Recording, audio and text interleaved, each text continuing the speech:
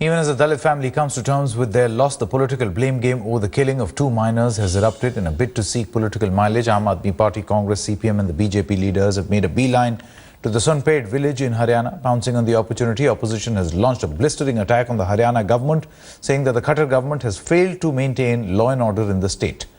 Meanwhile, after cancelling his visit yesterday, the Haryana Chief Minister will meet the family today and has also recommended a CBI probe.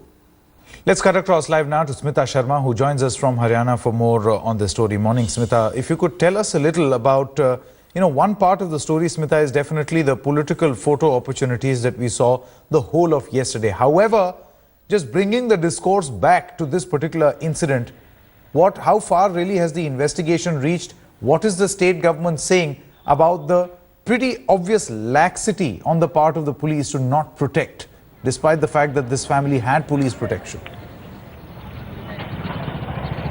Well, Sanket, it's not really a very good morning for villagers here in the Sonpet village, because there is heavy deployment of police forces around here. The outdoor broadcast vans that were placed in this area, they've been shifted now because Manohar Lal Khattar, the chief minister, is expected to come in around 10 o'clock. It's just 200 meters from here, and then when you go right, you come across that building where, of course, Jitendra, his wife Rekha, and those two toddlers, one 2-year-old, one 10-month-old, were lying that ill-fated night when they were, of course, burnt, and these two toddlers were charred to death.